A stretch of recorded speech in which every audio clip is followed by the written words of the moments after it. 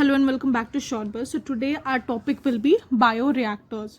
क्या है ये? एक वेसल है, आप देख सकते हो ये एक पॉट की तरह है। एक वेसल है जिसको डिज़ाइन किया गया है। क्यों डिज़ाइन किया गया? ताकि प्रोवाइड कर सके एक इफेक्टिव एनवायरनमेंट एंजाइम्स को। इसमें हम क्या करते हैं, एंजाइम्स को ट्रांसफॉर्म करते हैं इनटू बायोकेमिकल। अगर मैं आपको एक एग्जांपल दूँ तो प्लांट को अगर जब भी हम लोग ग्रो करेंगे तो उसको हम लोग घर में रख के नहीं कर सकते। क्यों? क्योंकि वो उसको सनलाइट नहीं प्रोवाइड कर पाएगा। In order to grow a plant हमें उसको सन देना ही पड़ेगा ना, तो उसको नेचुरल एनवायरनमेंट चाहिए। सो किसी भी चीज़ को जब हम लोग प्रोड्यूस करते हैं तो हम लोग को ध्यान रखना पड़ता है कि उसको एक प्रॉपर एनवायरनमेंट मिले। एग्जाम्पल मैंने एक प्लांट का दिया है ताकि आपको ये ईजिली समझा पाऊँ, ठीक है। तो जस्ट सिमिलरली ये बायोरिएक्टर यहाँ पे है जिसको हम एक प्रॉपर बायोलॉजिकल एनवायरनमेंट देते हैं ताकि हमारा एंजाइम्स वहाँ पे बायोकेमिकल से एक प्रोडक्ट में ट्रांसफॉर्म हो सके।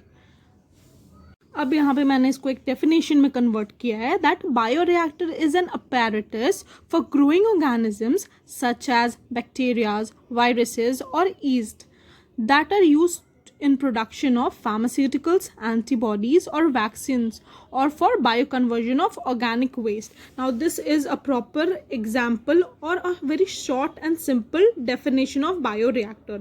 Now in order for good marks or in order to understand it more, you can focus on this diagram because ये diagram mostly पूछते हैं एग्जाम में, तो आप ये एक्सप्लेन कर सकते हो, ठीक है। Like system monitor, what is system monitor, sensor probes, thermal jacket, effluent, submerged aerator, reactor tank, air medium feeding pump, agitation system.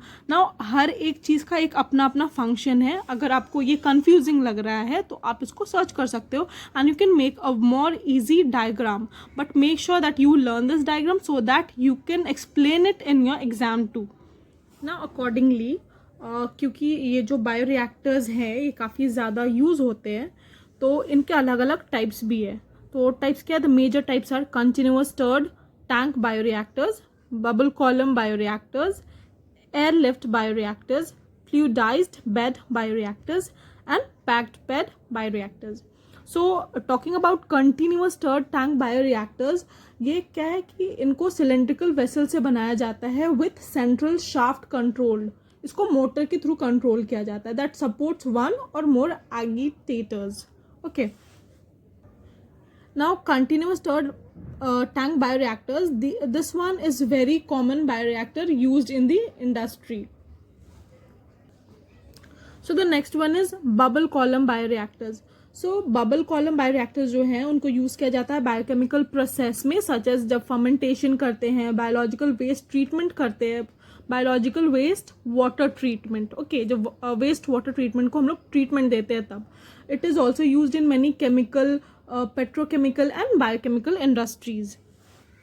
So airlift bioreactors, what happen here that the airlift reactor is generally used for gas liquid or gas liquid solid contact devices. It is also known as tower reactor. इसका एक other name भी है which is tower reactor. तो ये जो airlift bioreactors है, this equipment has several advantages. इसके काफ़ी ज़्यादा एडवांटेजेस है क्योंकि इसके सिंपल डिज़ाइन की वजह से it doesn't contain any moving parts और एगिटेटर्स। ऐसे था ना कंटिन्यूअस में हम एगिटेटर्स यूज़ करते, इसमें नहीं करते हैं, ठीक है। एगिटेटर्स यूज़ नहीं करेंगे। It comes with very easy sterilization which is very good part. It's low energy requirement, energy भी ज़्यादा यूज़ नहीं हो रहा और इसका कॉस्ट इफेक्टिव भी है, बहुत लो कॉस्ट पे ये हमारा हो जाता है। So talking about fluidised bed bioreactors constitute packet beds. इसमें क्या होता है? पैकेट बेड्स होता है with smaller particles.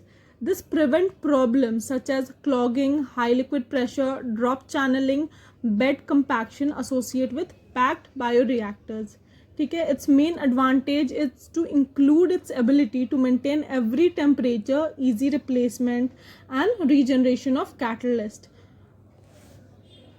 So the last one is packed bed bioreactors. A packed bed bioreactor or fermenter, you can call it both, is bed of solid particles. Now when you learn about all these things, you can see that there is very slight differences which has its own speciality. All these machines have its own, that's why it has different types. So what I was telling, that a packed bed fermenter is a bed of solid particles having biocatalyst on within the matrix of solid. Now it's talking about solid particles. Okay. Next, it's frequent used in chemical process such as absorption, distillation, stripping, separation process. Now you're getting an idea that why this one is used. This reactor has many benefits like high conversion rate for the catalyst, ease of operation. I think it's very good that it's allowing you to ease any kind of operation, low construction and operation cost, increased contact between reactant and catalyst, and the ability to work in high temperature and process. So that was all about our bioreactors and type of bioreactors. Hope I tried to make you understand and this video helps. Thanks for watching. Bye bye.